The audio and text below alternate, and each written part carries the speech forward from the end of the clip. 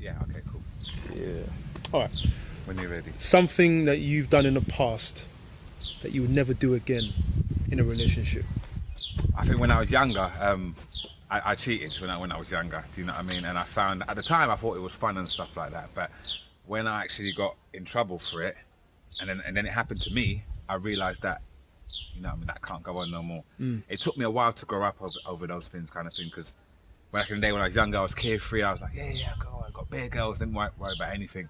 But when I look at it now, I think that I had to learn that mistake, and then I realised that it actually did hurt me as well as the other person, because it happened to me at the same time. So I realised that's something that I would never do again, because it hurts both parties.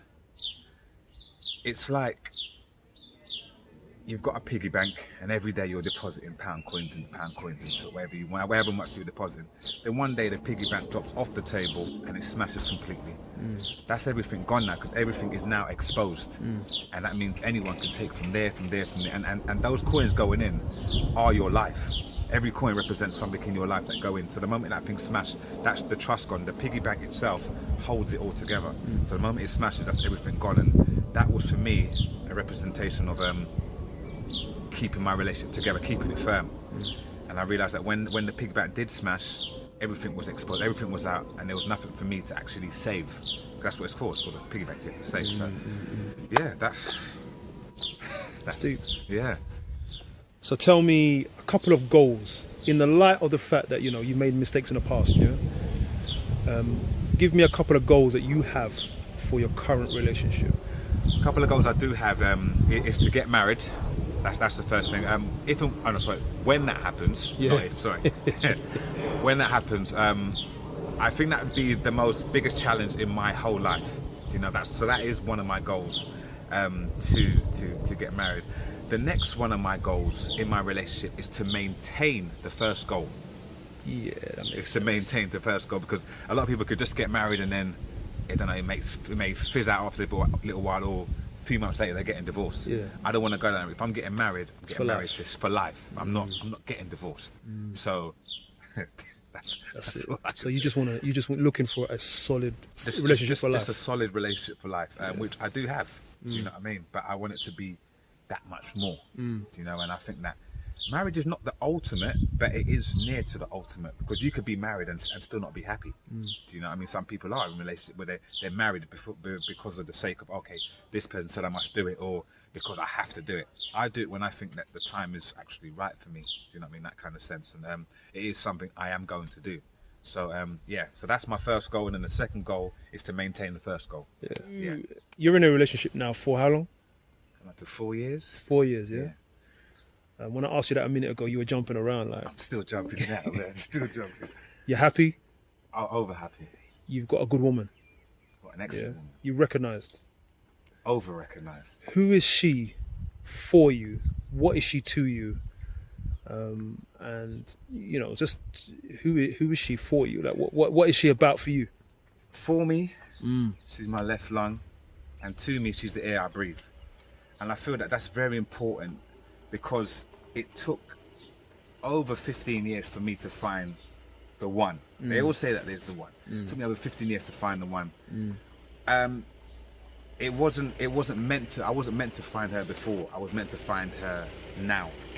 So all the experiences that I went through before, it was only preparing me for what I have now. I've never been with someone who just do you know what? When I actually come home every day and I put my key in that door, I'm always looking forward to meeting my partner. For real? All the time. Unless she's annoyed me the day before, you know what I mean? But still, you come home. But I come home. Yeah, you come home. And I look forward to it, because it's just like, there's no other place I'd rather be. She taught me a lot. I mean, I know how to cook, but she taught me certain things. I have to cook certain things certain ways. I'm like, wow, these are good life skills that I need. Taught me how to do things, like certain things, like how to, I know how to put a bed sheet on, but she does it a certain way where it's just like that. So whenever I'm in the kitchen, or that, I say, okay, how would Carla do this? But that's a relationship, because for her to feel comfortable enough to show you that, and for you to take it on, that sounds like a good relationship. Oh, it's excellent, and it's trying, because we're born the same day. Do you know what I mean? Which is a crazy thing in itself. How can you find someone who's born exactly the same day as you, that you're with, and it's just, for me, it's just like, this person's just like everything. And I think that's why that step towards marriage, and that's why I took that step, because I actually believed in her, and I still do. Do you know what I mean? So it's just, she's my best friend, my soulmate, the one who knows basically everything about me. And No secrets. No secrets. And the thing is, I talk to her about everything. I don't put her on social media because she doesn't like social media. So at risk, people always say, "Oh, how come you go and put a picture of your girlfriend?" Some things you got to keep private, do you know? And I never put a picture up of her because she just doesn't like social media. And in a way, that's kind of good, because the girls I've been with before, they was all about social media and all that, and it's all our businesses out there and stuff like that. But she's very private, and that makes me feel more comfortable. And she doesn't just hear; she listens, and that's important to me. If I'm feeling a certain way, or I feel, okay, I'm having a really bad day and I want to break down and cry to get it all out, She'll listen. She listens and understands. She doesn't look at me and say, "Oh, man up," and stuff like that, or like my previous relationship. You think, "Oh, why are you crying for that? You're meant to be tough and meant to be a man." Whatever. But we have emotions, we have feelings. We're human beings at the end of the day, so we're gonna break down certain times. We're gonna get back up, and I just feel that she just does everything for me. She's the complete package, all inclusive, not self-catering or half board. No. All inclusive package. And like I said, it took me so long to get her. And it wasn't meant, like I said, it wasn't meant to happen back then. It was meant to happen now. So I'm just grateful to God for having such a God-fearing woman as well, who's into the church. Maybe actually come back to church as well. We said we're going to church today, and I'm like, okay, I ain't gonna argue with that. Do you know what I mean? And yeah, it's crazy. You're grateful. You're on it, man. Too grateful, man. Thanks for that, bro. That's cool. That's cool.